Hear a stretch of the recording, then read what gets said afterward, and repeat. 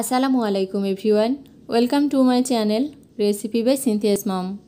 আপনারা সবাই কেমন আছেন? আশা করছি যে যেখানে আছেন সুস্থ আছেন, ভালো আছেন। আমরা আলহামদুলিল্লাহ আল্লাহর অশেষ রহমতে ভালো আছি। আজকে আমি আপনাদেরকে তৈরি করে দেখাবো রুই মাছ দিয়ে পটলের একটা ঝোলের রেসিপি। চলুন তাহলে দেখে নেওয়া যাক আজকের এই রেসিপিটি। এর জন্য চুলায় আগে থেকে একটা ফ্রাই প্যান বসিয়েছি, এর মধ্যে পরিমাণ মতো তেল দিয়ে নিলাম। তেলটা কিছুটা গরম হয়ে আসার পরে সামান্য একটু লবণ, হলুদ আর মরিচ দিয়ে মাখিয়ে রাখা সেই মাছগুলো এক এক করে দিয়ে নিলাম।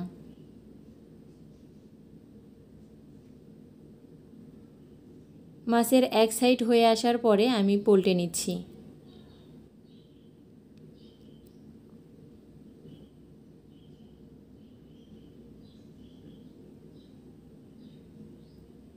আমার মাছগুলো ভেজে নেওয়া হয়ে গেছে, এবারে এক এক করে উঠিয়ে নেব।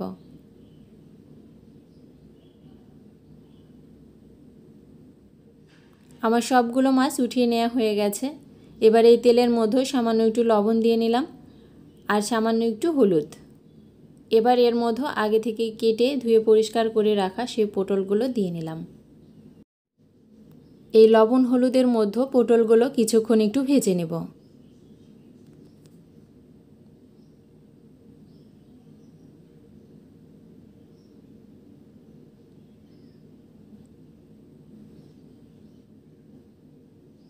আমার পটলগুলো ভেজে নেওয়া হয়ে গেছে, এবার আমি উঠিয়ে নিচ্ছি।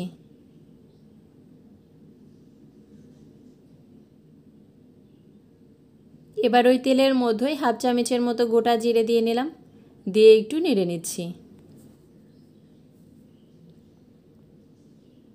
এবার এর মধ্যে হাফ কাপের মতো পেঁয়াজ কুচি দিয়ে নিলাম, নেড়ে চেড়ে হালকা করে একটু ভেজে নেব।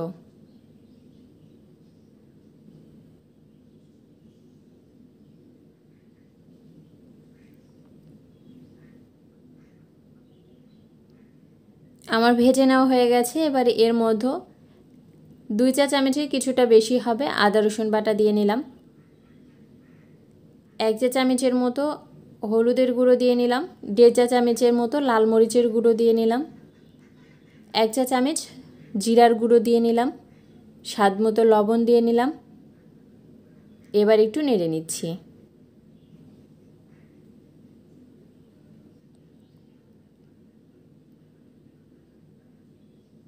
মশলাটা কষানোর জন্য সামান্য একটু পানি দিয়ে নিলাম। এবার একটু নেড়ে নিচ্ছি।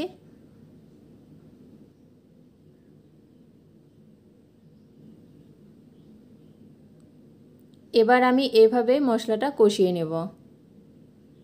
কিছুক্ষণ রান্না করার পরে দেখতে পাচ্ছেন পানিটা শুকিয়ে গেছে, উপরে তেল অনেকটা ভেসে উঠেছে আর আমার মশলাটাও কষানো হয়ে গেছে। এবার আমি এর মধ্যে আগে থেকে ভেজে রাখা সেই পটলগুলো দিয়ে নিলাম। এই মশলার মধ্যে পটলটা 2 মিনিটের মতো রান্না করে নেব।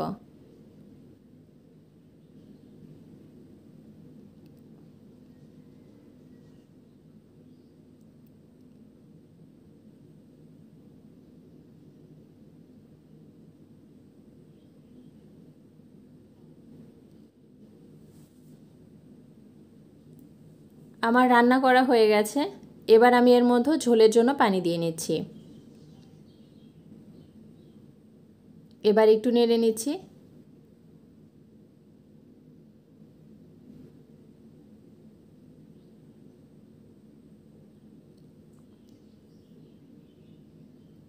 এবার এর মধ্যে আগে থেকে ভেজে রাখা সেই মাছগুলো এক এক করে দিয়ে নিচ্ছি আর 4-5টা কাঁচামরিচ। এবার আবার একটু নেড়ে নিচ্ছি।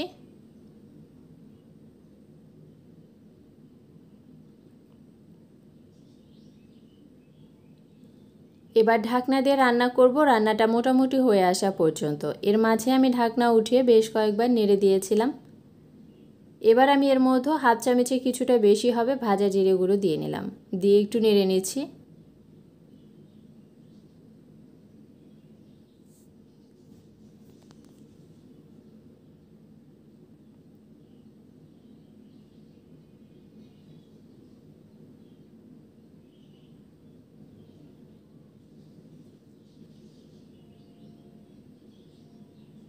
আর 1 মিনিটের মতো এটা রান্না করে চুলাটা অফ করে দিব। আমার রান্নাটা পুরোপুরি হয়ে গেছে। এবার আমি চুলাটা অফ করে দিয়েছি। দেখতে পাচ্ছেন কেমন হয়েছে। এবার পরিবেশনের পালা। এখানে একটা বাটিতে উঠিয়ে নিয়েছি, দেখতেই পাচ্ছেন। আর এরই সাথেই তৈরি হয়ে গেল আমার রুই মাছ দিয়ে পটলের মজার তরকারির রেসিপি।